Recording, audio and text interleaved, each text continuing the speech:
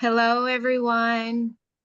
Thank you so much for joining us today for our Insider event. Today, we will be talking about our reentry work and employment services. My name is Diamond Herring Rogers. I am the Development Director here at the Benedict Center. Before we get started, I'd like to share a few housekeeping tips with you all. So, this session is being recorded. So, it will be on our YouTube and available on our social media following that. Um, at the end, we will have a Q&A. So if you have any questions, please put them in the chat and we'll make sure we have some time to answer those. While we have you, we did want to share that we do have a few positions, open positions available here at the Benedict Center. We are hiring for a bilingual case manager as well as a executive assistant.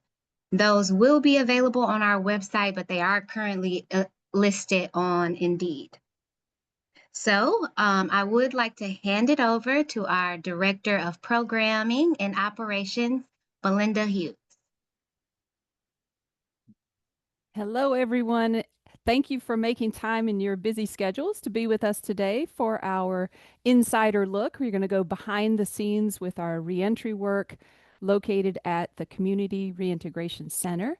You're going to meet two of our staff who are doing the work, and you'll hear about how they approach the work, what they are trying to accomplish out in our women's reentry program. So that program is one of the 4 direct service programs of the Benedict Center.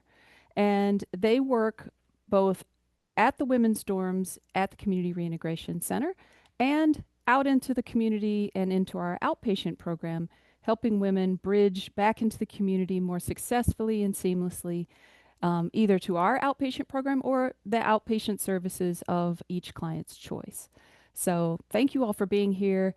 And this program has grown a lot over the past few years. It's currently point in time about 350 unique women that have been worked with this year alone, and we still have 1 quarter left in the year. So we expect the number of women who receive support to be kind of record breaking this year, actually. So kudos to the team for doing lots of great work. So we're first going to start with Lynette, who is our lead case manager out in the Women's Reentry Program. And Lynette, I'll have you introduce yourself, kind of talk about your background progressing to the point of lead case manager, and kind of talk about the services that you're doing out there.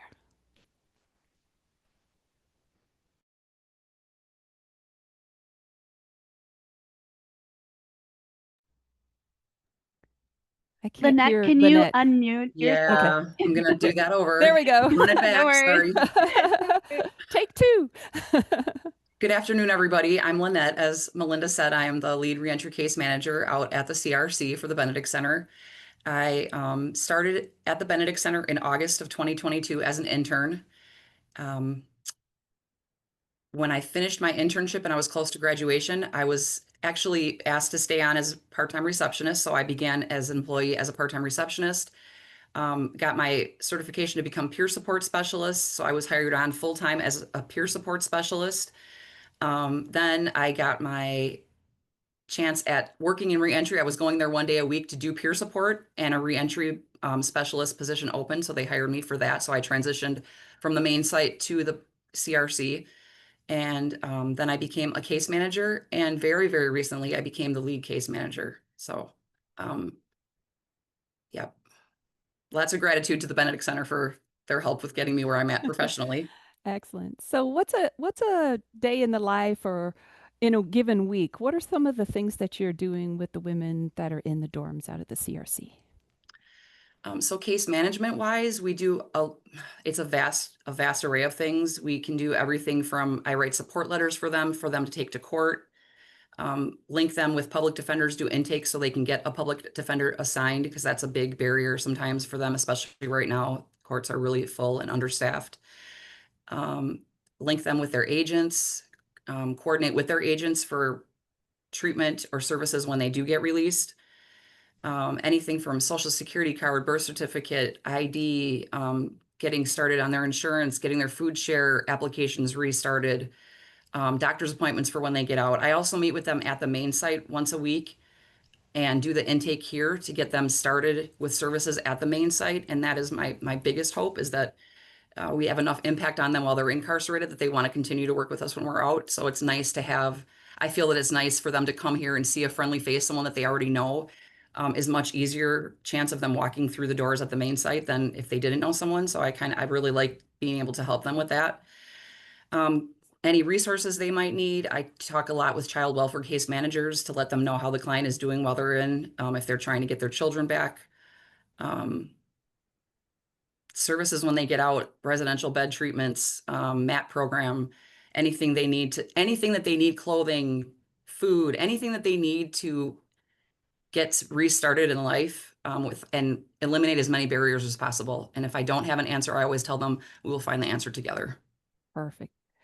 I have to say, just as fate would have it, I just did an assessment and intake on a woman that was transitioning from CRC into services back at our outpatient program this very morning, and she referenced working with you and the wonderful progress that she made out there. And she referenced being in your substance use groups. Can you talk a little bit about that and why that's so important? Yeah, so yes, I also run groups. Right now we're running two AODA groups, and my I don't do a lot of when the women start the first week, I always tell them I don't do a lot of like talking about what drugs do to the brain. And my biggest hope, the best way that I can shorten it up in one phrase would be I want them to find out who they were before they started using. That's kind of like my baseline to help them help them identify that they are so much more than their addiction and so much more than the charge that's on their record and the stigma that comes behind both of those things, and try to get them some self-esteem built up while they're in there so that they believe in themselves enough to continue with treatment or services when they get out. Excellent.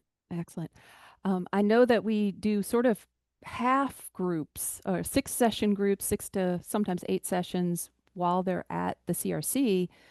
And those groups are the same groups as we offer in the Women's Harm Reduction Program. So, do you find that women can bridge fairly seamlessly from the groups that they had with you out at the CRC into the Women's Harm Reduction Program without too much like, whirlwind of not sure? Does it give them some comfort, in other words, to I already know do. the topics and some of the staff? Yeah, I think that it's shortened, and I think the reason it's shortened is it's hard to deep dive and like open up all sorts of trauma and wounds and then send them back into a dorm with 60 other women, because how do they process that?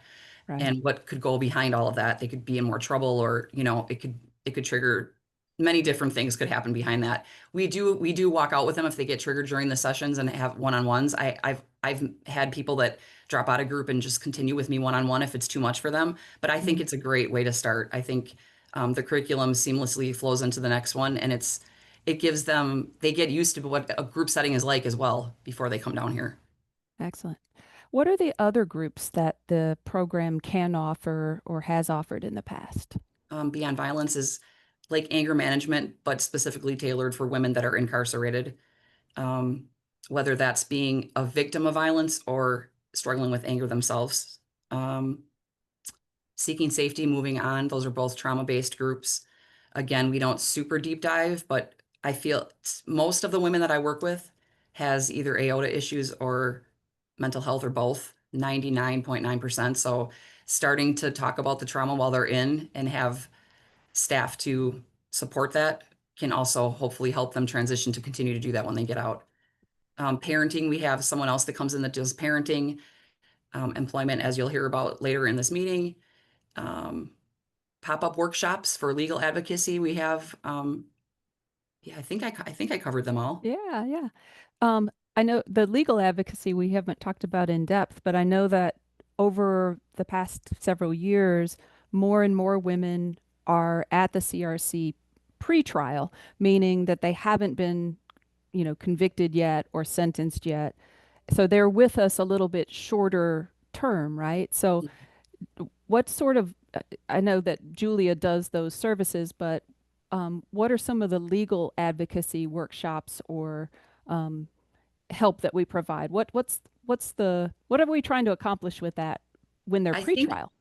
Yeah, I think just information, making them more comfortable and confident walking into a courtroom and knowing what their rights are. Julia is great at explaining, like, I know one thing that I learned from her to tell people, well, I don't tell them, but I learned from listening to her in a workshop with her, is to write a brag sheet and Mm, all the good things that you've done, because all we're focusing on is the negativity. So to go in with things you've accomplished, things you've done while you're at CRC, things you maybe were doing before you came to CRC, volunteer work, working with church, anything like that, helping take care of a grandmother that's in hospice. I mean, anything that shows that you are more than what that paper says.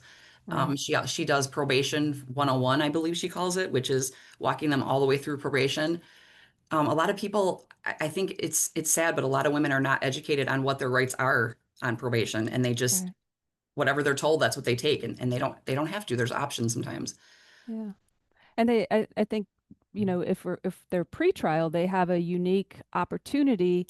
They're going to be before a judge, and it's a chance to say, I've been working on myself while I've been locked up. And what I've learned is I really need to work on maybe mental health issues or substance use issues, or I need to, get some help towards employment. So to be able to advocate for themselves for the types of treatment that might actually help them turn their lives around versus sitting quietly and just whatever the judge says without that information. I think that's a really important um, step for the pretrial clients out at the CRC.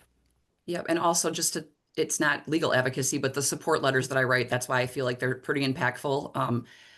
I write obviously what the curriculum is. That's the same all the time with whatever group they're in.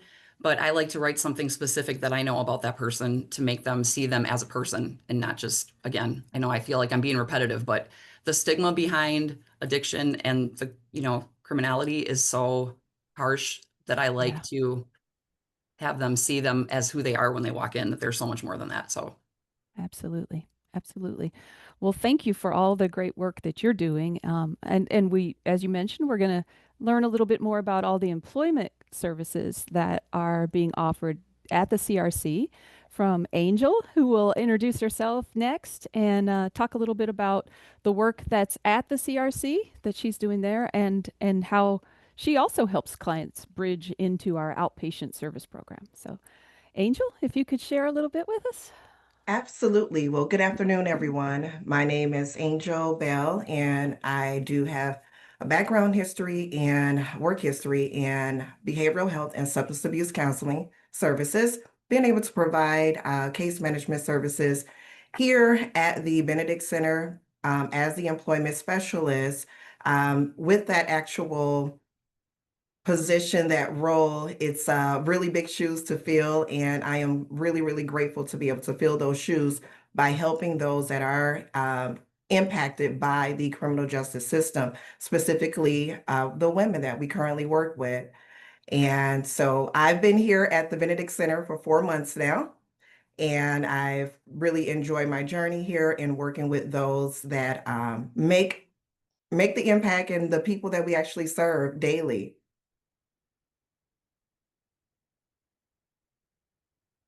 I muted myself. That was a mistake. I was saying wonderful. And can you tell everyone a little bit about the Making It Work curriculum, how those classes go, and what sorts of things women learn in the employment class that help them position them for being more successful as they job seek when they get out?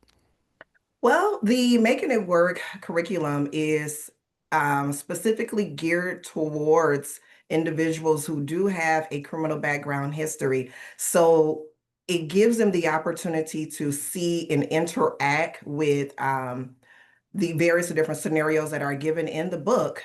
So where they're not just reading the book, or I'm providing them assignments. And so the curriculum is a 6-week course that we actually do.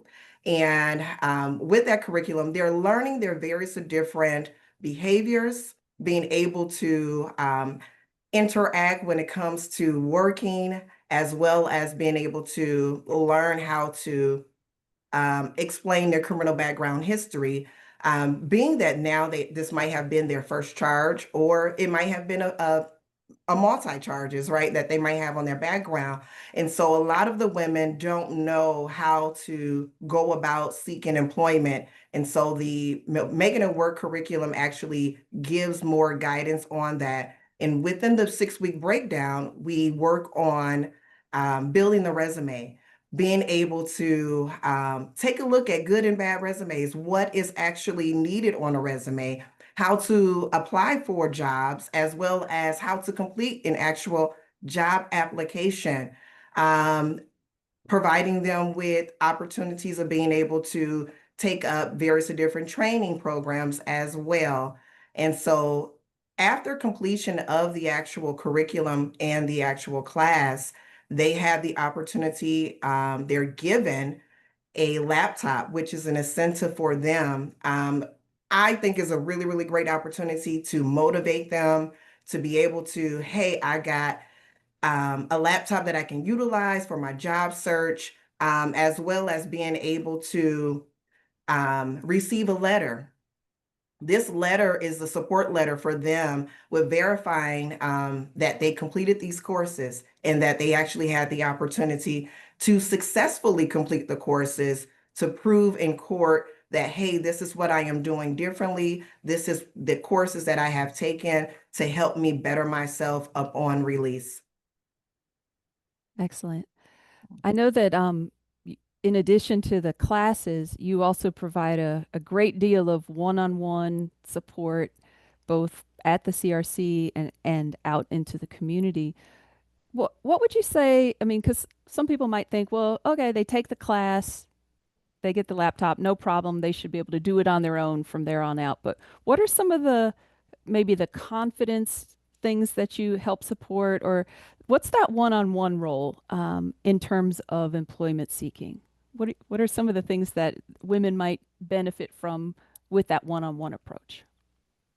Well, with that one-on-one approach, the first and foremost thing is, which is a barrier for a lot of the women, is filling out the application, right? And checking that box, um, that, hey, do you have a criminal background history, right? And so a lot of the women don't know how to truly explain that. So the one-on-one sessions actually entails me being able to explain, them being able to break down their actual criminal background history by using the CODC method. And that stands for circumstances, ownership, development, and change. With that, using that, I'm giving them the ability to explain, how did you get to this point? What caused you to be in the situation that you are in? And then we're actually going from there, we're practicing of how we're going to explain that in a interview session. And so, and once we get to that point, the women, they are really, really like, oh my God, that's all I have to do. Yes, that is all you have to do, because I want them to be able to be honest about their why and the need of employment. Absolutely. Are there other wraparound services or supports that common women commonly need? Like we talked about the laptop, but do they need anything in terms of like work attire or smartphones and things like that? Because I know we have a grant to help with that if needed.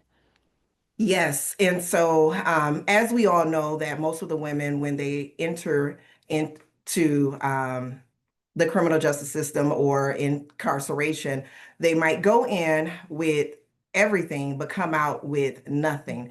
And Mhm. so, and that's where I actually provide the services of being able to provide them with the necessities, whether it's they're in need of needing a cell phone, to be able to be reached when they're applying for various of different jobs, or making those medical appointments, whatever their actual needs are. But more and most importantly is making sure if they receive a job that they have the proper attire. And even before receiving a job or being accepted for a job position, making sure that they have the interviewing clothing. And that is something that we also provide them as well. Um, Bus cards for transportation. If they're already mobile upon release, we provide them with a gas card as well. Just making sure that that most of the areas are actually covered, because those are the small things can become the big things. And we'll be able to make a huge difference in the women actually being able to connect the dots to a better life and creating stability for themselves. Yeah. Excellent. And I know you said you've been with us 4 months. So what kind we don't want to hold you to really high numbers in just 4 months, but about how many women have you been able to work with individually in this process that you've been talking about?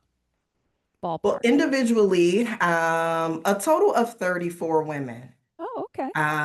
But in total, with providing the actual services, including the women in CRC, that is a total of 56 women. Very nice. That's an impressive first quarter of work. So you're off to Well, a thank big you. start.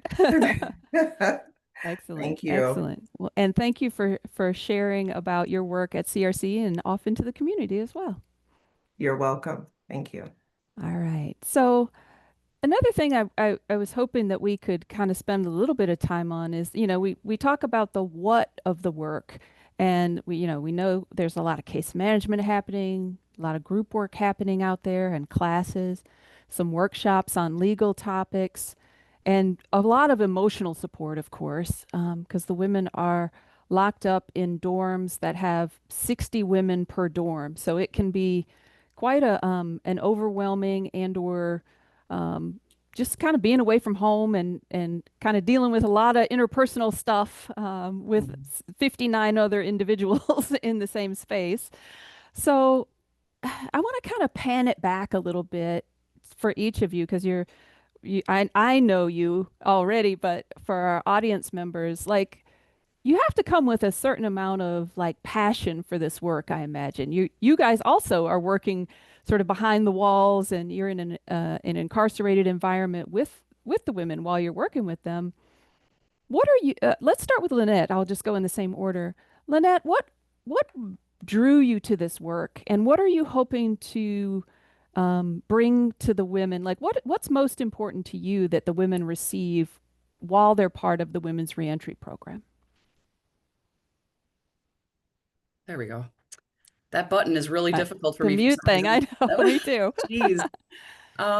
So I come from a background of I'm in recovery from substance use myself. That is where my passion lies, 100%. I struggled with that until I was 34 years old, been incarcerated numerous times to prison, jail, was actually a client at the Benedict Center myself, 20 plus years ago. I was ordered here by my PO. Um, Yeah.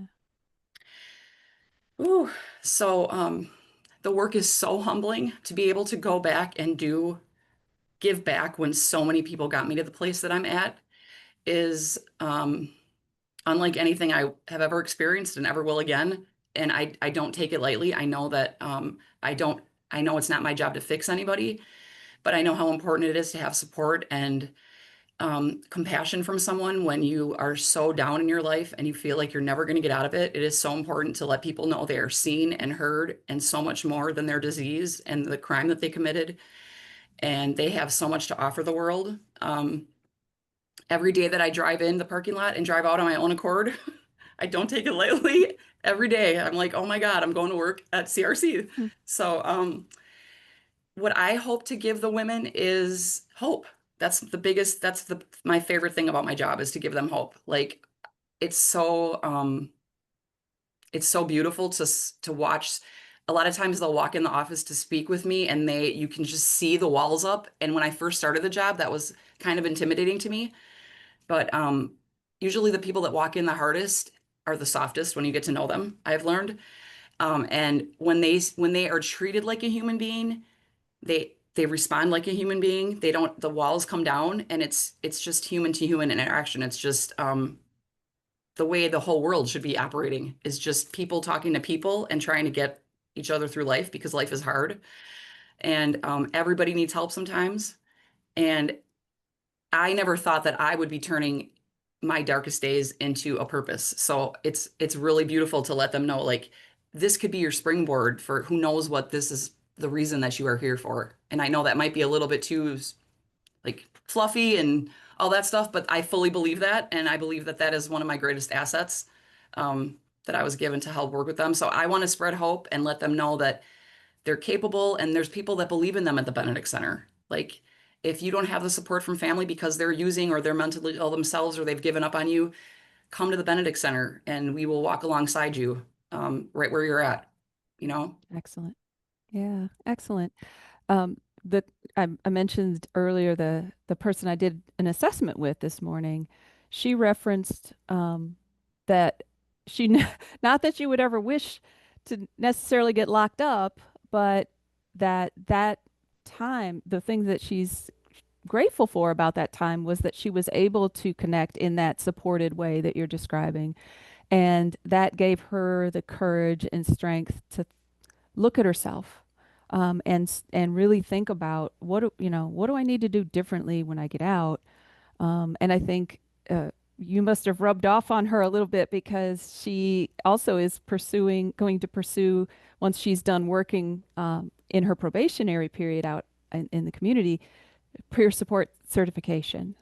And she, just meeting her from one time, I'm like, yes, I could see that she will be a great person. And I'm glad she's saying, I need to still finish my primary Hmm. work, but you planted a seed there for that work as well. So um, it's obviously taking root. There's more and more women bridging into outpatient services than ever before. So, your work and the work of the team members that are also working out at CRC is obviously making a difference. So, thank you for what you Thank do. you.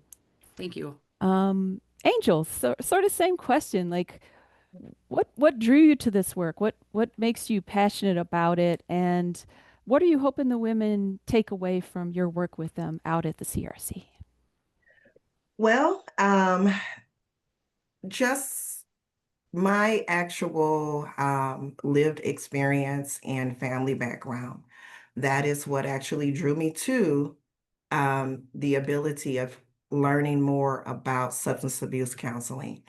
Reason being is because most of the women that we work with, when they are incarcerated, they are 9 times out of 10 incarcerated due to a affiliated addiction, of course. And my passion is being able to provide them with hope. Um, Me being raised and having mother and father as well as siblings that has a drug addiction, and me being able to help them navigate through their process in recovery, as well, knowing and letting them know, like, hey, there's opportunities out there. But the one thing that I find is, yes, there's opportunities out there for us and resources, but sometimes we, or the women that we work with, actually need that extra push, actually need someone to hold their hand to walk them through the process. Because it's one thing to say, okay, you're released, go find a job, you got restitution to pay, you got to get therapy, but they have to go all across town to meet these various different conditions that they've been court ordered for. And so it's my passion to be able to box it all in for them so that they'll be able to have everything that they need in order to get off on the right foot. And once they get off on the right foot, to be able to create that path of knowing that I can go further, that my past will not dictate my actual future, that I am more than what the record may say. And so, me working with the women within CRC and outside within the community is my passion, most definitely. And just seeing most women that are single mothers, such as myself, and being able to know that I can help someone else navigate through the barriers of life and challenges. Excellent. Well, thank you both for sharing kind of the big picture why, right? Because we're all in this work because we are hoping to accomplish certain things and be a support in certain ways, but also I think there it does um, speak to our internal passion for having women have an opportunity to have a different outcome. That this is a an opportunity in many ways to do some things differently and learn about ourselves while we're there, and chart a different course when we get out. But also, it takes support, right? I mean, none of us would be able to make huge life changes without a lot of support and a lot of information to help us do that process. So I'm glad we're able to offer this program out at the CRC, and that it's connected so well to our outpatient services as well. So, um, yeah, so let's transition into audience questions because I'm sure there are comments and questions, but there's one in the chat already that is interesting because we do reentry work specifically from the CRC, but one of our audience members asked, do we ever work with women who are released from Tachita? Can they come to the Women's Harm Reduction Program and work with you fine folks in some fashion or form, um, even though they're coming from Tachita instead of CRC? So maybe Lynette, I'll bounce that one to you because I know that you were doing a lot of reentry work and have done a reentry fair or two at Tachita. Do you want to chat about that a little bit? How do we help women from other correctional facilities when they're coming out into the community? So I'm thinking of one that's coming to mind, not specifically from Tachita, but same scenario. They were at Racine Correctional Facility Mm-hmm. prison. We did a fair there last year, and I met someone. I was giving my phone number out, like when you get out, give me a call. Yeah. And she called me, and I didn't remember who she was, obviously, because there were so many people that came through that day. But we talked on the phone a few times, and we were able to help her get an apartment and pay her first couple months rent to get her on her feet. Um, she found a job throughout that time on her own. I don't know if I don't believe that Angel was here or not. Otherwise, I would have referred her to you. But and yeah, like of Yeah. course, Yeah. anybody can come from any facility. Of course, yes. Right. It's really it makes sense that that's a question because so much of our of services in the community that are systems based or systems initiated can be really specific. Like you have to be coming from this place or be this criteria in order to get this service. Yeah. But I know you and I have talked about like we want to have as low a barriers to entry as possible. And even though we don't have any sort of contract with these other facilities, it certainly would not make any sense at all to be like, well, you can't participate because you weren't at the right correctional facility that we have a contract. So I'm glad we're casting an open door and welcoming anybody in who wants to be working on their next steps when they get out and are trying to do the things and move forward. I mean, that's really what it's all about. So thank you for the question, Kathy, and we'll open it up for other questions. You can either type them in the chat or unmute yourself and speak it out.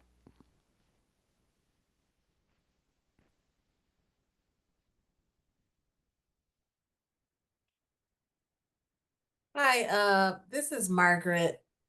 I don't even know if I'm on camera. Your face isn't, but your voice is, and you're coming through loud and clear, Margaret. Go ahead. Just want to say hello and say thank you, Lynette, for sharing your story. It's very powerful and impactful. I think the experience that you've had really helps you understand where the women are coming from and helps them to see that you're really truly meeting them where they are. I just want to commend this team. You know, I have a strong love for the Benedict Center. And I just want to say thank you all for the great work that you continue to do. I am so honored to be a part of this conversation today. Thanks. Awesome. Thanks for being here, Margaret, and for those wonderful kudos and for the program. We really appreciate you and appreciate that. So we appreciate your support. Other comments or questions? And don't let me down, audience, because I promised Diamond that there would be questions, so we should save time. Okay, this is Wendy. I was interested in hearing all of the different aspects of reintegration that you're able to help the women that come to you with. The one thing that just tweaked my interest with another group that I'm part of, we were starting to think of how to use clothes for other people, either gently used. So can the Benedict Center and your program for the CRC, could you use more gently used professional clothes? Great question. I'll bounce that to Angel. Do we need more interview type clothing, professional clothing, or how do we work on the clothing needs of women who are coming out into the community? Yes, we most definitely can use more interviewing professional clothing because sometimes we might have someone who received a job offer and it starts the next day, right? And so I may not be able to order them the shoes or order them the things that they need. And so being able to have items on hand and readily available to them is a plus. So absolutely, yes. Awesome. And I'm putting your email in the chat so that folks who have those types of donations could reach out and you guys could coordinate how that either gets picked up or dropped off as well. Okay, So sounds thank you, good. Wendy. Thank you. Overall, we try to meet as many needs as possible. So clothing, treatment services. Some clients some clients have safe housing that they're returning to. Other clients do not. And the staff spend a certain amount of time trying to plan for who are you going to be living with when you get out? Or do we need to be looking into some sober living housing, recovery housing? Ideally, we don't want them to go back into a environment where there's a lot of substance use happening if they are trying to maintain their recovery and sobriety when they get out. So a lot of housing planning, a lot of job work and employment planning. So it really runs the gamut of different types of support available. And it's a very individualized process for each particular woman because some people are well established and well set up and just need one thing. Others need kind of a lot of different supports. So it goes in a lot of different directions. Thank you for that question. Other comments or questions?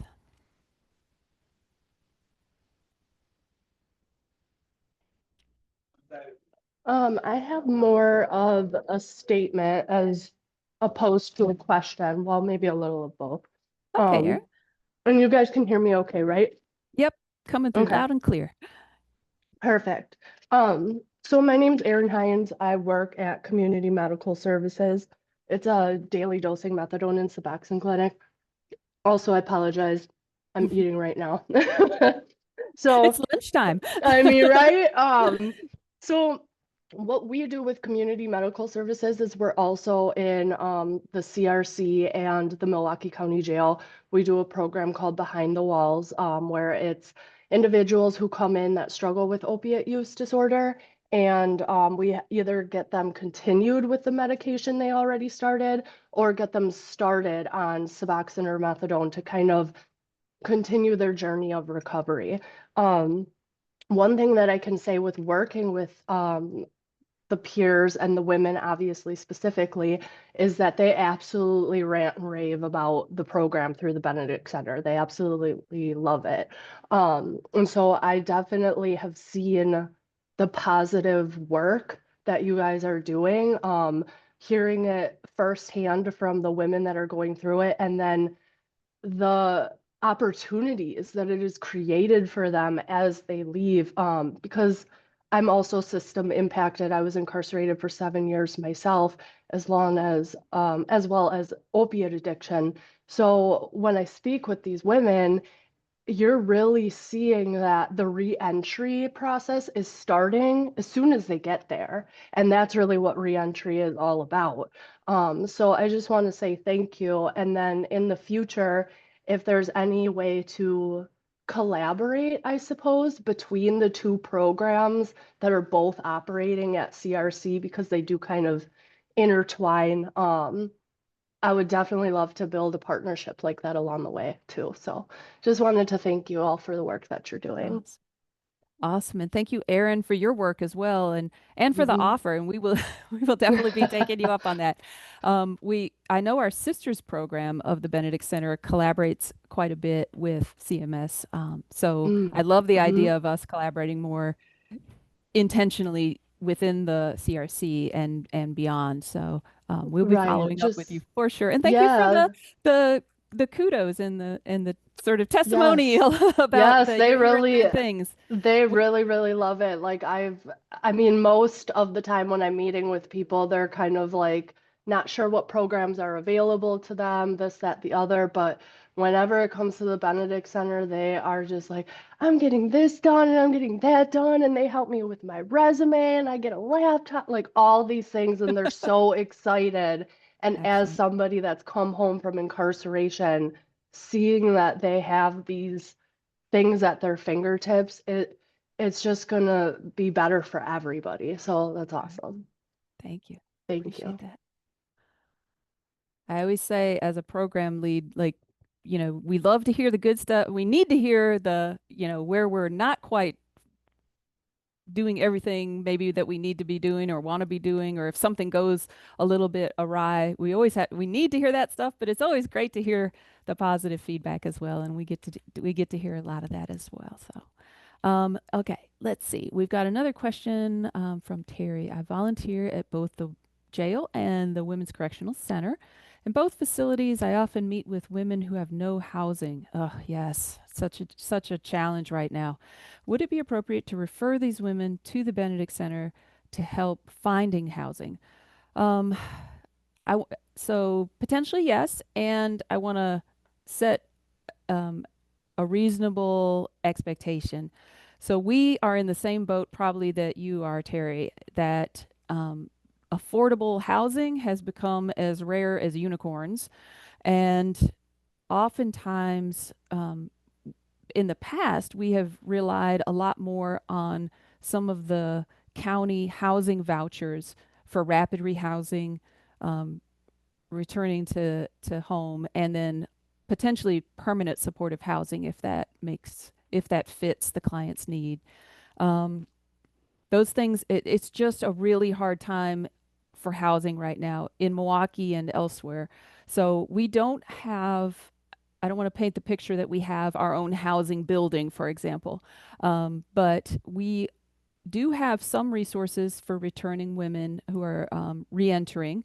So we do have the resources to help with like security deposit, first month's rent for women doing reentry, particularly if they have some sort of victimization history, because the funds that we're utilizing for the most part are from the Office of Victims of Crimes, because many women that are in the criminal justice system also have a lot of underlying traumatic experiences and victimization history. So that is the norm, not the exception. So potentially, Terry, yes, and I'm just gonna put my email in the chat. So if anybody has questions about like, can you help with this or that or the other, or a specific client situation, you can email me and or call our main Martin Luther King site, and I'll try to troubleshoot with you. And if it's us, we can help in those ways. I can pair you with the appropriate staff member, or if I know of a different resource that meets a need, I can always connect with you with that as well. Okay. When does the next employment classes start? So that, Angel, is a you question.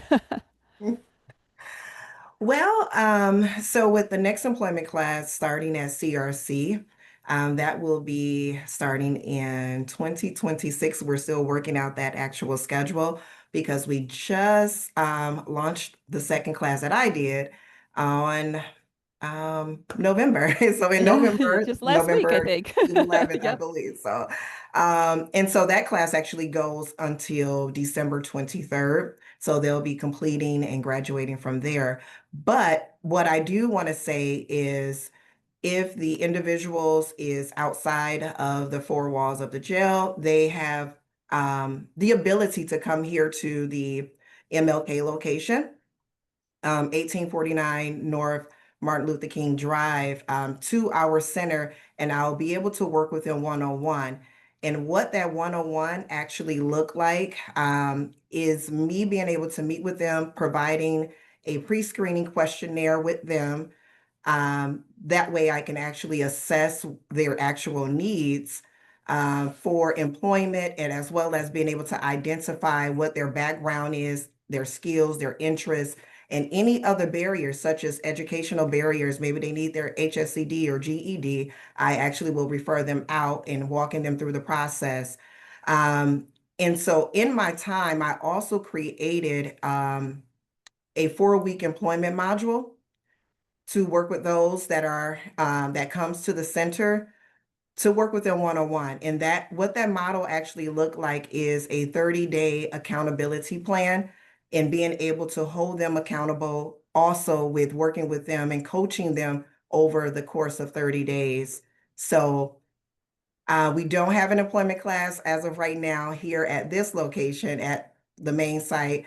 Currently, but we're working on it as well. But for the meantime, that's what I'm providing them is the 4-week module employment accountability plan. Okay. So in between classes at the MLK site, they still can access you for one-on-one work.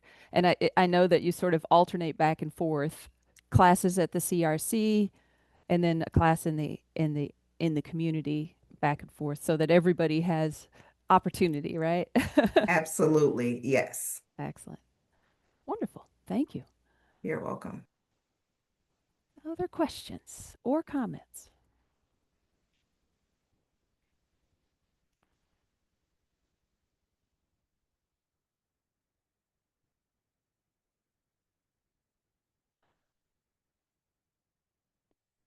Did anybody learn anything new about what we're doing behind the scenes at CRC? Was this new information to most, or did you already have a sense of us doing that work? We've been doing that work for a while out at the CRC. We've got a great partnership in the leaders of the CRC. They're very supportive. Their program staff are amazing. They help us like with any questions that we have about the facility itself or connecting the staff. We certainly rely on our CRC partners to make sure that we can access women for the groups. We also, and we didn't mention it, I don't think, but we also contract with 2 wonderful women who provide trauma-informed yoga while for women that are out at the CRC as well, which is a lovely centering and grounding break for women who oftentimes don't get a lot of TLC. So they're doing great work in that way as well, trauma-informed yoga. Hi, Mel, it's Diamond. Can we talk?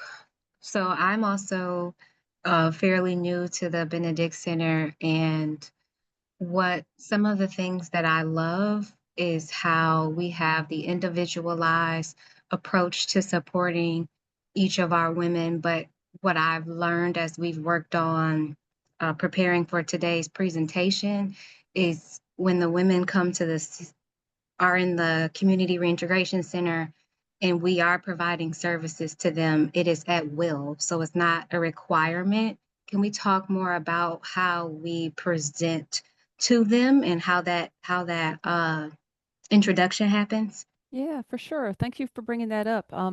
We sort of take it for granted, but that's true. There might be assumptions that it's all mandated treatment and care. Actually, we have a contract with CRC to be present and on site, but the way we connect with women is actually the staff pay attention to as women are coming into the CRC and into the dorms, they make a point of meeting with each and every woman when she first is arriving and offering services of the Women's Reentry Program. So they explain what's available. introduce themselves and the other team members, help them understand that while we're inside of the CRC, we're not CRC staff. We're from a local nonprofit, the Benedict Center. And once women hear that the different array of services that they could receive, I would say probably 85% say, yes, I want to work with you while I'm here. Sometimes when they decline, it's because they're very short term. They're going to be getting out quickly. They're pre-trial. But mostly we have a really good uptake for, yes, I want to work on my stuff with you while I'm here.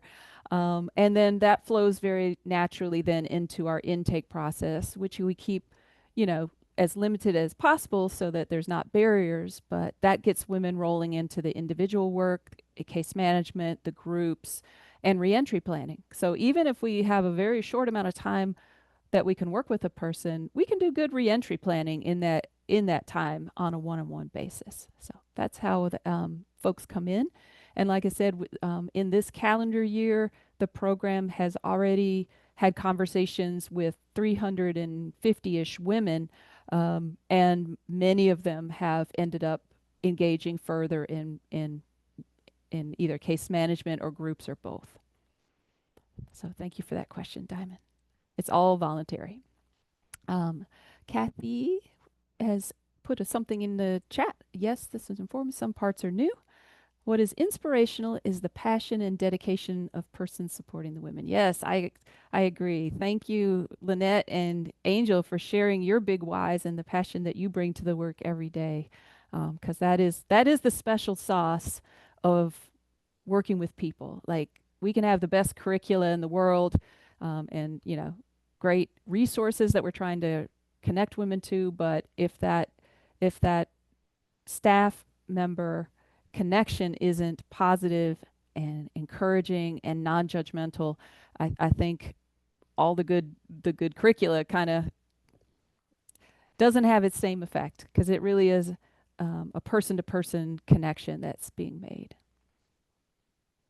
Mel, and before we wrap up, I'd like to take a few moments to talk about how the landscape of the CRC has changed from the beginning of this year to the end. So some things that I've heard was there was an increase in the dorm sizes and things like that. Can you speak more to that, please?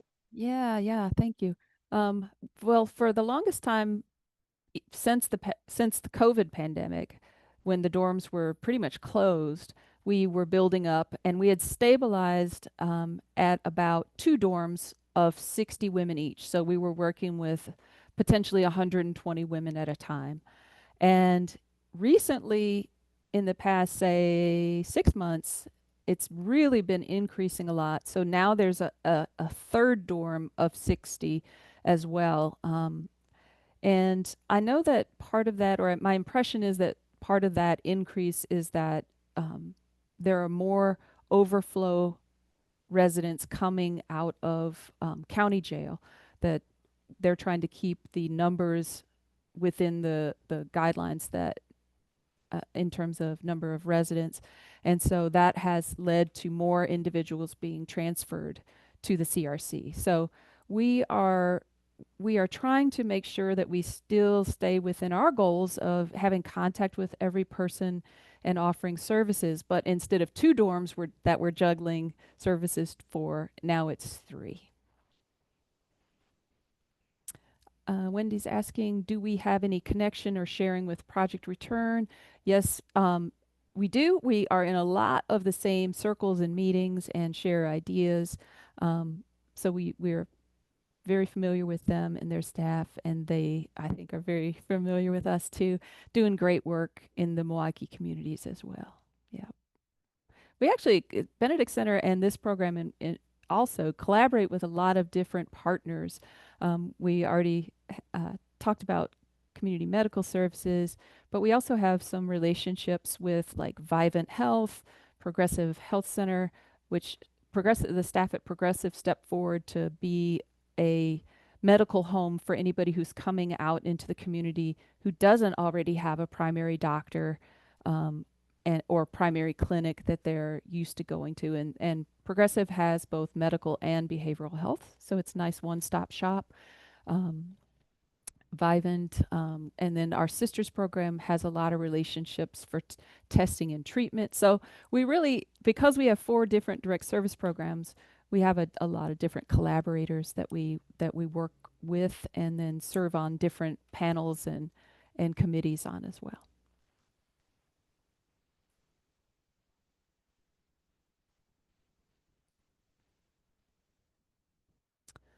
All right. Well, I'll turn it over to you, Diamond. It seems like we had a good lunch and learn. And if you have follow-up questions that you didn't get to ask and still would like to, my email is in the chat as well and how to reach me. So I'm always available for follow-up to any of the members. thank you all so much. Thank you, Mel, Angel, and Lynette, for your authenticity and vulnerability to share space with us over the lunch hour. I really appreciate working with you all and your level of professionalism and expertise. It's truly an honor. And the space that we have for collective healing has been gratifying for me to be in this space as I've been here.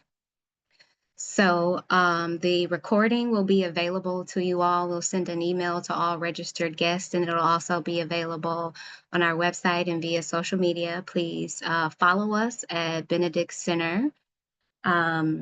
If you weren't on the call earlier, we do have 2 open positions available. We're hiring for an executive assistant and a bilingual case manager. I'm Diamond Herring Rogers, the Director of Development. You can reach me if you need anything, and I thank you all so much for spending your lunch hour with us. Have a great day.